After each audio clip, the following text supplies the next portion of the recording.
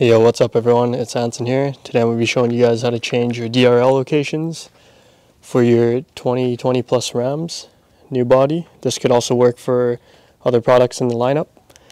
So you could change the DRLs to the amber here, or just the halo around the edge, high beams, low beams, or the fog light.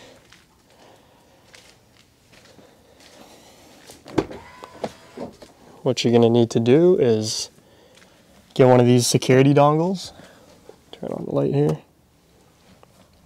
and then up here you will find two connectors.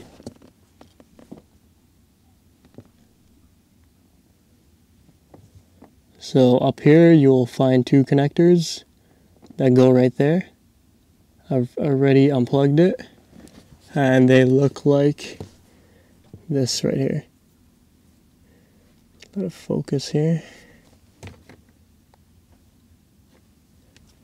That's what they look like. To take it off, you just gotta press on the end and pull down. They're both different size, so you won't mix them up when plugging it into the security module, which looks like that. I'm gonna include it in the description below. You guys can just click on it to buy. So now we're going to plug it into the bypass module.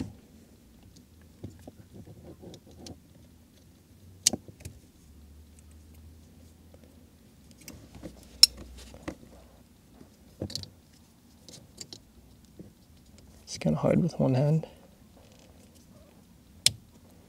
There we go. They're both plugged in. Now we're going to plug in the OBD connector onto the end.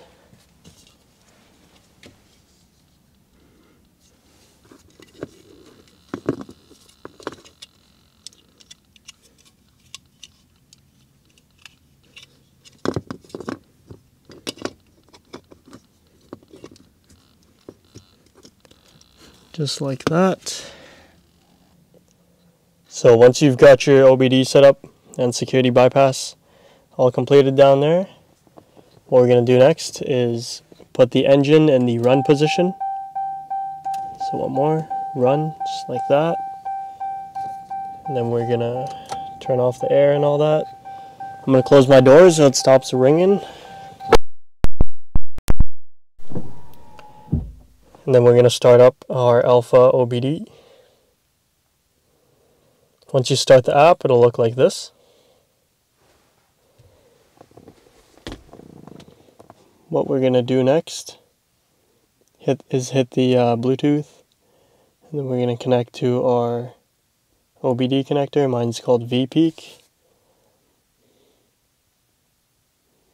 Now that it says connected, we're going to choose RAM 1500 DT body computer.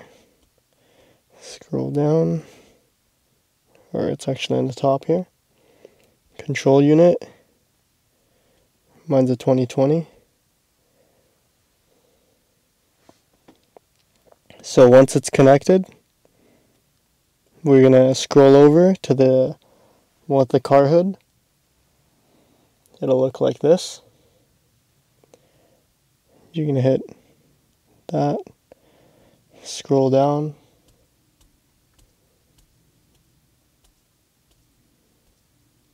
so it's pretty much on the bottom where you're gonna find car configuration change. Select option. On the top there's a search bar. Actually, one more thing, just a precaution. What we're gonna do when we're on the car hood, we're going to hit that main option again. Scroll way to the bottom. We're going to do backup vehicle configuration to file. I forgot to tell you guys that in the beginning because I already backed mine up, but all you're going to do is hit start. It'll say please wait, and then it'll let you know when it's completed. So I'm going to cut that out because mine's already backed up. So there you go, completed successfully.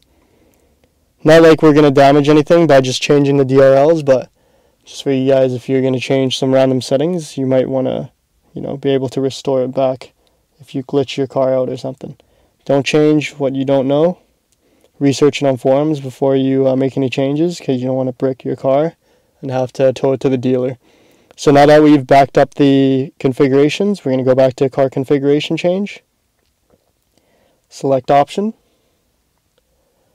Go in the search bar on the top here. We're going to type in DRL. It'll show you a list of stuff here. DRL dropout enable and all that. So what we're going to do is DRL configuration. Once you hit that, we scroll down, select value. We're going to do optional DRL and then hit start. Right now I selected no DRL because when you choose no DRL, it's just going to be the white halo around the light housing, which I prefer. So once you hit start, next, it'll say procedure completed. Then what we're going to do next is go back on this page. We're going to choose DRL lamp location and then hit select value. I'm going to change it to the indicator turn signal DRL, just because I can show you that as a contrast for this video. We're going to hit start. Next, start. And just wait, it'll say process completed, procedure completed. There you go. So that's it. What we're going to do now, just for safety, we can hit disconnect. I'm going to turn it off, give it a couple minutes, and let it register the new programming. And just FYI, the DRLs only work when the car is running in drive or reverse. And when you're in park, I believe it's going to be the original low beams. But we're going to find out in just a minute. I'm going to start my car now and we're going to go out and take a look.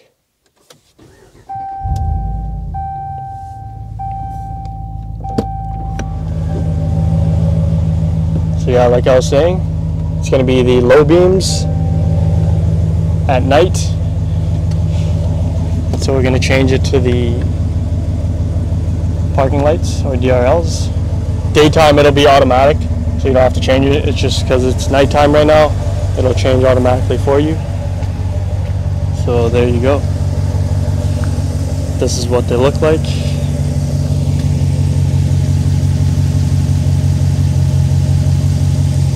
I also have my fogs on as well. And these indicators are very bright, so they'll be a good option for DRLs.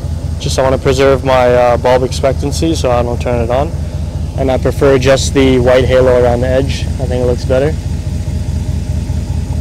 You can play around with all the different settings in terms of DRLs. You can do high beams, low beams, or fog lights, or a mixture of both like I have going on here. And in the nighttime it'll go back to normal operations. Pretty cool feature.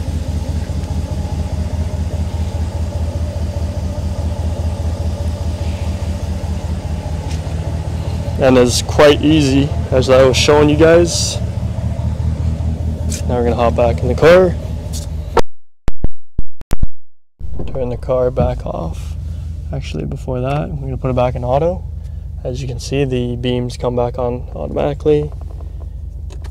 Turn off the car. I'm going to show you guys one bonus programming feature. So put it back on run. We are going to connect back onto the body computer.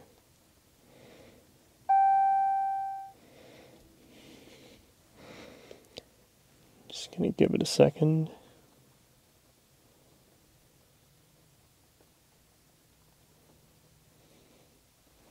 There we go. We're going to go to the car with the hood. The last one here. And then we're still on car configuration change. CBC features. We're going to look out is we're going to look up dropouts. So right there, fog lamp dropout enabled. Hit that. Scroll down, select value. We're going to choose no. Mine's already no. So what this is when you have your fog lights on the highway and you turn on your high beams, like on the latched position, it won't turn off your fog lights, because usually you got to hold in your high beams to have all your lights on at the same time. But if you turn off the dropout, as we did just now, what you're going to be able to do is have all your lights on at the same time. So fogs, low beams, and high beams, which will help with your highway driving, and it'll stay latched without dropping out the fogs. So let me know if you guys have any questions in the comments below, or if you want to see any other guides such as trailer programming or power steps. These are amp steps, but we could program the power steps as well with the same program and enable any feature you want on here. So yeah, I hope this video helped you guys out. Let me know if you guys have any questions, and have a great day.